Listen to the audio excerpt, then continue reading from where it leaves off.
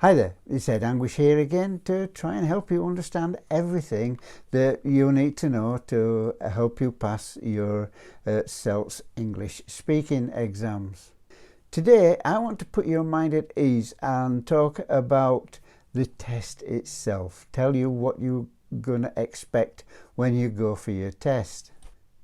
If you're looking to pass these tests so that you can get residency within the UK, then Trinity College London have a series of graded examinations that are approved by UKVI that will fill your needs. It's Trinity College's guidelines that I follow on the whole of this channel. I'm not affiliated to Trinity College in any way, but I do have a bit of experience because I've just guided my wife through the A1 and the A2 examinations, and now we're working on the B1 examination for when she applies for permanent residency in the UK in another 18 months, 2 years time. Now there are a number of different providers for UK tests, but in this channel we're just concentrating on the system provided by Trinity College London. They only do these approved tests inside the UK, but you don't have to be a UK resident to take the test. You have to be inside the UK, but you don't have to be a permanent resident. Let me explain. My wife and I came over to the UK on a holiday for 6 months. We took a 6-month holiday and came to the UK. She got a visitor's visa, and during that time she applied to Trinity College to take the tests, and she took the tests while she was on holiday here. Now, the international standard for measuring language understanding is CEFR, which is the Common European Framework of Reference, and that is the standard throughout the world. And it's the standard that UKVI work by, and they measure their tests as A1, A2, B1, B2, C1 and C2. There's 6 tests altogether. UKVI, they want, for your 5-year visa, they want the first 3. They want A1, A2 and B1, but they want them taken under what is known as SELT. Now, SELT is the Secure English Language Test. So SELT isn't a measurement of skill or ability. SELT is a measurement of security in which the tests are taken under. That's why the UK government say they want them under SELT conditions. Now, Trinity College, just to make things a little, add another one. So so far we've had CEFR, we've had SELT, and now we're going to get GESE. GESE is the graded examination in spoken English, and that's how Trinity College rate their lessons. But they've got 12. They've got 12 grades, whereas the CEFR have got 6. So we've got to work out where these two match so that you can apply for the right one. Well, the A1 in CEFR is equivalent to GESE grade 2.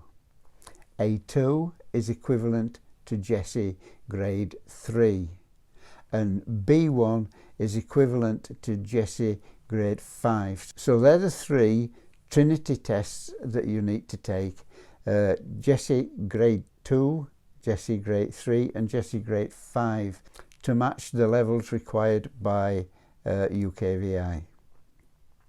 So here at Knoxted, from our own experience, we find that Trinity College examinations and tests and system is simpler than IELTS. IELTS is a very popular one, but found this simpler. It's a bit less confusing than IELTS, shall we say. Now, when my wife went for a test, there's a lot of security, and she's got to be on her own. She couldn't have anybody else with her, she couldn't have me with her. So she had the people that guided her through. When she got to the door, she was amongst total strangers. They were very friendly, they were very helpful, but they were total strangers. The A1 exam, it's going to last for 6 minutes. When you get inside there, it'll be 6 minutes that you're with your examiner, and the A2 will be 7 minutes. So you're actually the security process that she went through took longer than what the actual exam took. So she was in there for about just over 15 minutes. The exam was 7 minutes on her last one, and she was out within less than 20 minutes. So under the present COVID system, the exam is done over the video. It's done remotely over the video link. It's not done face to face because of the COVID. So what do you expect when you go for your test?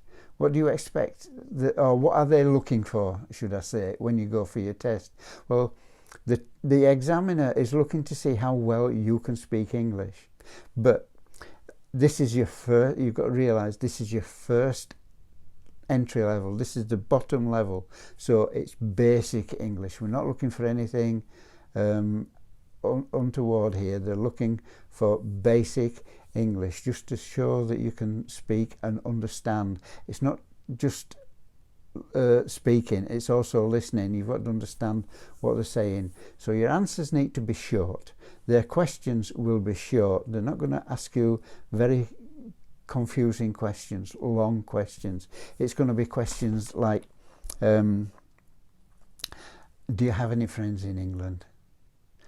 Who are your friends? Just tell me what they look like. Describe your friends to me. So it's going to be very simple questions that they ask. They're going to ask questions like, what's the weather like outside? How old are you? Do you have any brothers? All these questions are going to be about you, about yourself. So you know all the answers. There's no problem there. You know all the answers. And your answers need to be short, just like, do you have any brothers? Yes, I've got a brother. Or no, I've not got a brother. Now you've got to ask a question as well. You must ask at least one question, and just to show that you know how to ask a question. Now, a good idea is if they say something like, do you have a brother? Say, yes, I've got one brother. Do you have a brother? And as soon as you say that, you've asked your question, so you're all right. But don't worry, because if you don't ask a question, you'll get a chance at the end. They will say to you, do you have any questions that you'd like to ask me? So you need to prepare a question. But all these things are going to be covered in the videos that we're putting on the channel. So it'll all be covered. Everything will be covered. But just understand, your language is going to be short. It's going to be basic. There's a lot of things on this list here. You can see there are lots of things. But you've not got to worry about them. Some of these things are...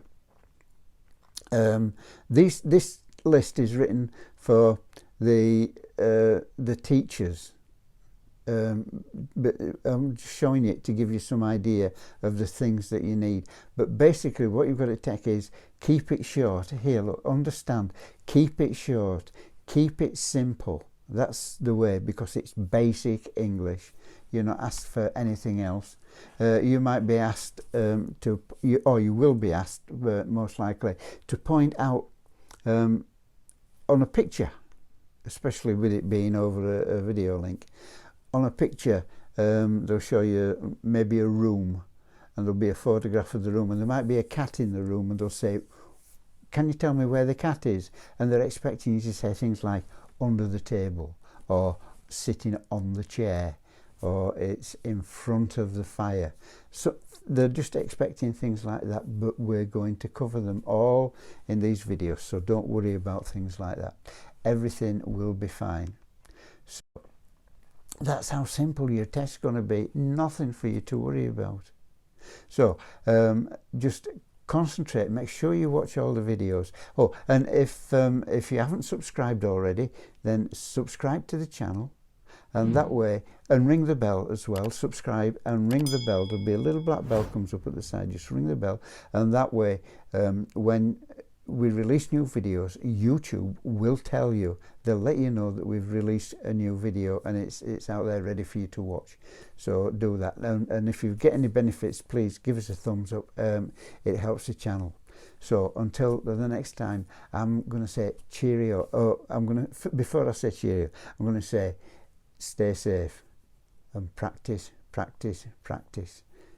Cheerio for now. See you next time. Bye.